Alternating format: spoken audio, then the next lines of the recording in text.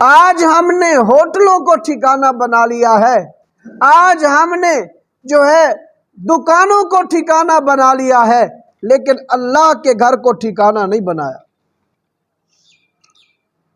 بیٹھ کے آباد ہیں، اللہ کا گھر ویران پڑا ہے۔ ڈیرے آباد ہیں، اللہ کا گھر ویران پڑا ہے۔ بستیاں آباد ہیں، اللہ کا گھر ویران پڑا ہے۔ دکانیں آباد ہیں، اللہ کا گھر ویران پڑا ہے۔ ہوٹلیں آباد ہیں، اللہ کا گھر ویران پڑا ہے۔ پھر لوگ کہتے ہیں جی بے موسمی بارشیں آ گئیں، ہماری فصل تباہ ہو گئی۔ یہ کیا ہو گیا؟ یہ سب کچھ اس وجہ سے ہوا کہ ہم نے اللہ کے گھر کو ٹھکانہ نہیں بنایا۔ لوگوں کی بیٹھکوں کو، ڈیروں کو آباد کرتے رہے، اللہ کے گھر کو آباد نہیں کیا۔ حدیث شریف میں آتا ہے، میرے آقا مدنی صلی اللہ علیہ وسلم فرماتے ہیں، جو بندہ اللہ کے ویران گھر کو آباد کرتا ہے، اللہ اس کے ویران دل کو آباد کر دیتا ہے، دل کی ویرانی دور کر دیتا ہے۔ تھی جب ہمارے بڑے مسجدوں کو آباد کرتے تھے، اللہ ہمارے گھروں کو آباد کرتا تھا، اللہ ہمارے ویران دلوں کو آباد کرتا تھا۔ آج ہماری گھروں میں رونقیں نہیں ہیں، آج ہمارے کاروبار میں برکت نہیں ہے، آج ہمارے رزق میں برکت نہیں ہے۔ اس کی بنیادی وجہ یہ ہے، آج ہماری فصلوں میں بھی برکت نہیں ہے۔ فصلیں جو ہیں بہت بڑی بڑی ہم جو ہے اگا لیتے ہیں، لیکن ان میں سے اناج تھوڑا نکلتا ہے۔ وجہ یہی ہوتی ہے کہ ہم اللہ کے در پر نہیں آتے اور اللہ ہم سے ناراض ہے۔ آؤ اللہ کے گھر کو آباد کر لو، اللہ کو منا لو، دنیا میں بھی کامیاب ہو جاؤ گے، آخرت میں بھی کامیاب ہو جاؤ گے۔ میرے آقا نے فرمایا، المؤمن فی المسجد کالسمک فی السماء، جس طرح مچھلی کے لیے پانی ضروری ہے، اسی طرح مومن کے لیے مسجد ضروری ہے۔ پانی نہ ہو مچھلی زندہ نہیں رہ سکتی، تڑپتی ہے۔ اس کے دو حل ہیں، یا تو اس مچھلی کو دوبارہ پانی میں ڈال لیا جائے، یا تو اس مچھلی کو پکا کے کھا لیا جائے۔ مچھلی اگر پانی میں نہ ہو تو اس کی جان جاتی ہے، اور اگر مسلمان مسجد میں نہ آئے اس کا ایمان جاتا ہے۔ جس طرح مچھلی کے لیے پانی ضروری ہے، اسی طرح مومن کے لیے مسجد ضروری ہے۔ اگر مومن مسجد جیسی رونق سے مومن محروم رہے، آہستہ وہ مسجد سے دور ہوتا جائے گا، اللہ اس سے ایمان کی رونق، ایمان کی برکت، ایمان کی رحمت کھینچتا جائے گا۔ تو آؤ میرے بھائیو، اللہ کے گھر کو ٹھکانہ بناؤ۔ یہی اصل جگہ ہے جہاں اللہ کا قرب نصیب ہوتا ہے۔ جس طرح مسجد کے اندر آ کے ذکر ضروری ہے، نماز ضروری ہے، اسی طرح مسجد کا احترام بھی ضروری ہے۔ بعض اوقات ہم لوگ کیا کرتے ہیں، مسجد میں آ کے غیبت شروع کر دیتے ہیں، مسجد میں آ کے گالیاں شروع کر دیتے ہیں، اس کا بہت بڑا نقصان ہوتا ہے۔ میرے آقا مدنی نے ارشاد فرمایا، جو بندہ مسجد میں بیٹھ کر دنیاوی گفتگو پر بحث کرتا ہے، نیکیاں ایسے ختم ہوتی ہیں جیسے درختوں سے پتے ختم ہوتے ہیں، اسی طرح ان کی نیکیاں بھی ختم ہو جاتی ہیں۔ تو اس لیے میرے بھائیو، مسجد کے آداب اور احترام کا خیال کریں، مسجد میں آ کے، اللہ کے گھر میں آ کے کسی کی غیبت نہ کریں، کسی پر جھوٹ بہتان نہ باندھیں۔ اور ایک اور بات، بعض اوقات یوں ہوتا ہے کہ ہم خود آتے ہیں لیکن اپنے بچوں کو مسجد میں نہیں لاتے۔ ہمیں چاہیے کہ ہم خود بھی مسجد میں آئیں، ساتھ اپنے بچوں کو بھی مسجد میں لائیں۔ ابھی سے ان کی عادت بنے گی تو وہ آئندہ مسجد میں آئیں گے۔ بزرگ حضرات بعض اوقات غصے ہو جاتے ہیں، بھئی یار بچے کیوں شور کر رہے ہیں، تو ان کا شور مچانا برداشت ہمیں کرنا پڑے گا تاکہ آنے والی ہماری نسل مسجد میں آ سکے۔ بھائیو، خود بھی مسجد میں آئیں، بچوں کو بھی مسجد میں لائیں۔ ایک دانشور کا قول بڑا مشہور ہوا تھا، اس نے کہا تھا، جس دن مسلمانوں تمہاری مسجدوں میں بچوں نے آنا چھوڑ دیا، سمجھ جانا مسلمانوں تمہاری تباہی شروع ہو چکی۔ اگر ہم کسی بچے کو مسجد سے آنے سے روکیں گے، اس کو دھکا دیں گے یا اس کو باہر نکالیں گے، تو وہ کل مسجد میں آئے گا؟ نہیں آئے گا۔ اس لیے خود بھی مسجد میں آئے، اپنے بچوں کو بھی مسجد میں لائے۔ اسی طرح میرے بھائیوں، جس طرح مسجد میں آ کے نماز، ذکر، فکر، تسبیحات ضروری ہیں، اسی طرح مسجد کی صفائی کرنا بھی ایک عبادت ہے۔ جس طرح مسجد میں آ کے نماز پڑھنا عبادت ہے، جس طرح مسجد میں آ کے ذکر اور فکر کرنا عبادت ہے، جس طرح مسجد میں آ کے تسبیحات کرنا عبادت ہے، اسی طرح مسجد میں آ کے صفائی کرنا بھی عبادت ہے۔ آج ہم مسجد میں صفائی کرنے سے کتراتے ہیں اور کہتے ہیں امام کرے سی صفائی۔ امام سارا ثواب نہ کمائے، آپ بھی ثواب کمائیں۔ اور رمضان کے مہینے میں آپ جتنا مسجد کی صفائی کریں گے، اتنا آپ کا رزق بھی وسیع ہوگا، اتنی آپ کی مغفرت بھی ہوگی۔ یہ میں نے یوں ہی نہیں کہہ دیا۔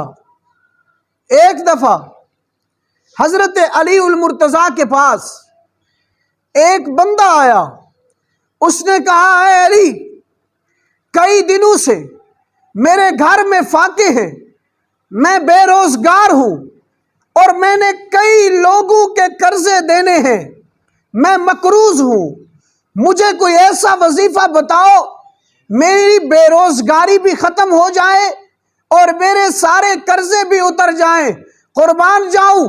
علی المرتضیٰ نے کہا، جاؤ جھاڑو اٹھاؤ اور مسجد کی صفائی کرو۔ چند دنوں بعد وہ بندہ حضرت علی کے پاس واپس آیا، اور جب حضرت علی نے دیکھا کہ عربی نسل کے اعلیٰ گھوڑے پر وہ سوار ہے، تو حضرت علی نے پوچھا، اس دن تو کہہ رہا تھا کہ میں مقروض ہوں، اس دن تو کہہ رہا تھا کہ میں بے روزگار ہوں، آج عربی نسل کے اعلیٰ گھوڑے پہ سوار ہو کے آیا ہے، کیا وجہ بنی ہے؟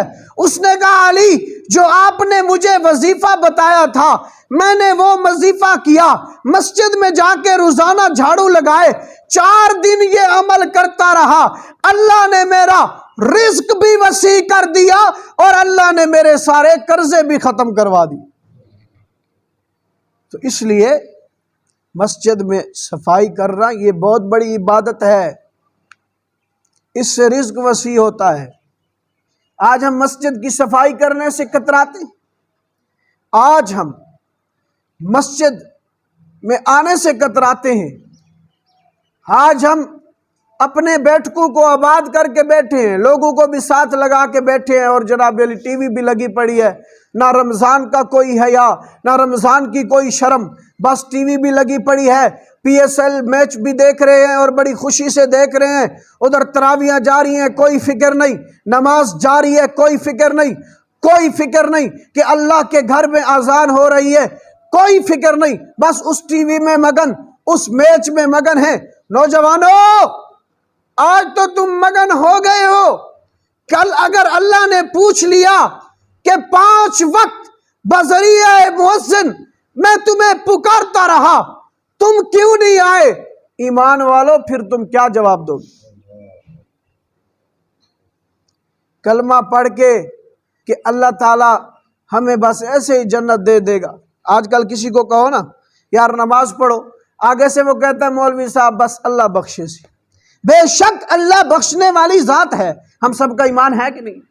بے شک اللہ بخشنے والی ذات ہے، لیکن اللہ نے جہاں جہاں ایمان کے تذکرے کیے وہاں آگے اللہ نے فوراً کہا وَعَمِلُوا الصَّالِحَاتِ، ایمان لانے کے بعد نیک عمل بھی کرو۔ نیک عمل نہیں کرو گے ایمان کا کیا فائدہ؟ تو میرے بھائیو، اللہ کے گھر کو آباد کرو، اللہ کی مسجد کو آباد کرو۔ میرے آقا مدنی صلی اللہ علیہ وسلم جب مسجد نبوی کی تعمیر ہوئی تو صحابہ کرام اینٹیں اٹھا رہے تھے۔ حضور علیہ السلام آئے اور اینٹیں اٹھانا شروع کر دی۔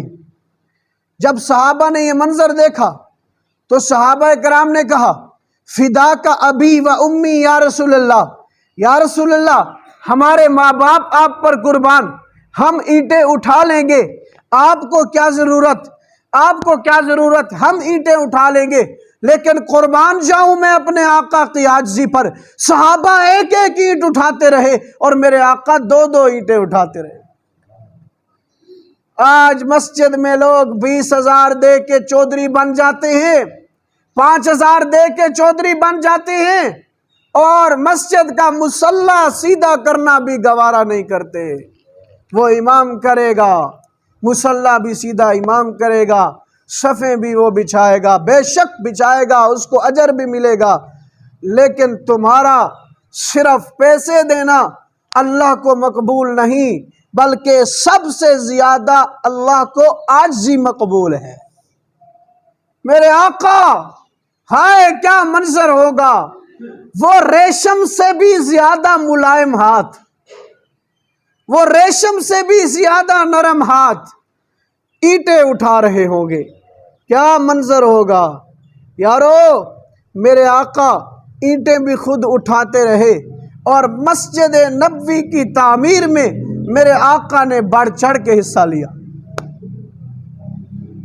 اسی طرح ایک بوڑھیا عورت تھی، وہ مسجد نبوی کی صفائی کرتی تھی، تو بیمار ہو گئی۔ حضور علیہ السلام نے صحابہ سے کہا اس کا گھر کہاں ہے، مجھے پتہ کر کے دو۔ صحابہ نے عرض کی یا رسول اللہ اس کا گھر یہیں قریب ہی ہے۔ تو آپ علیہ السلام نے فرمایا صحابہ میرے ساتھ چلو، آج اس بوڑھی اماں کی تیمارداری کرنے کے لیے جاتے ہیں۔ حضور علیہ السلام آگے آگے، صحابہ پیچھے پیچھے چل پڑے، اس بوڑھی اماں کے گھر پہنچے اور اس بوڑھی اماں کی تیمارداری کی۔ تیمارداری کرنے کے بعد حضور علیہ السلام نے دیکھا کہ اب اس بوڑھی اماں کی حالت بہت خراب ہے، تو حضور علیہ السلام نے کہا کہ اماں اگر آپ کا انتقال ہو جائے تو اپنے ورثاء سے کہہ دینا مجھ محمد صلی اللہ علیہ وسلم کو اطلاع ضرور دینا۔ تو جب وہ بوڑھی عورت فوت ہوئی تو اس کے ورثاء نے صحابہ تک وہ اطلاع پہنچائی۔ رات کے وقت وہ بوڑھی اماں فوت ہوئی، صحابہ نے دیکھا کہ حضور علیہ السلام آرام کر رہے ہیں۔ انہوں نے کہا بھئی ان کے آرام میں خلل نہ آئے، اس لیے صحابہ کرام نے اس بوڑھی عورت کو جنازہ کر کے دفن کر دیا۔ اور حضور کا فرمان عالی شان بھی ہے کہ جب کوئی فوت ہو جائے تو اس کی تدفین میں جلدی کرو۔ تو اس بوڑھی اماں کو صحابہ کرام نے دفن کر دیا۔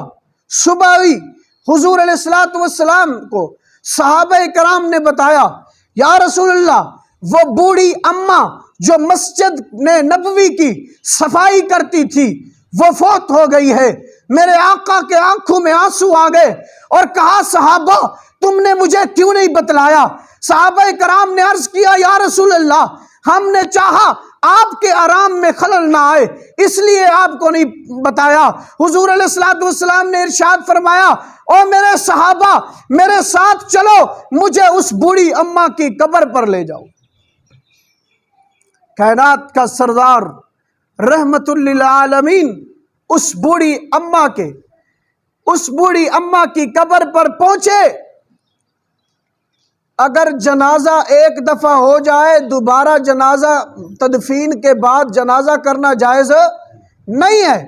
ہاں اگر ورثاء موجود نہ ہو تو پھر دوبارہ جنازہ کیا جا سکتا ہے۔ میرے نبی تو ساری امت کے روحانی وارث ہیں۔ میرے آقا نے ارشاد فرمایا ہے، میرے صحابہ صفیں بناؤ۔ صحابہ کرام حیران ہو گئے، صفیں بنا لی۔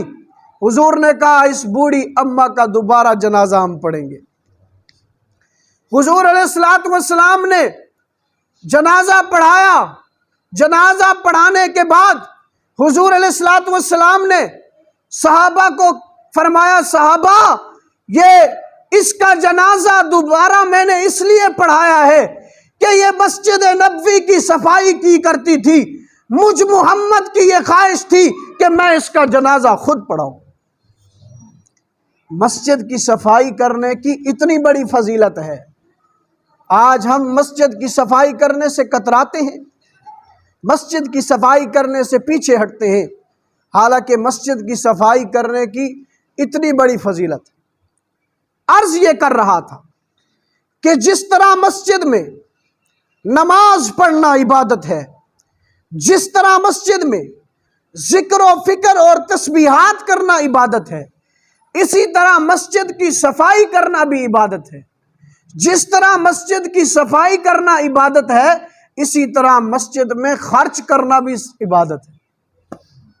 میرے آقا نے ارشاد فرمایا، لوگو تم میں سے جس بندے نے مسجد کی ایک اینٹ رکھی، ادھر زمین پر وہ ایک اینٹ رکھتا ہے، ادھر اللہ اس کا محل تیار کر دیتا ہے۔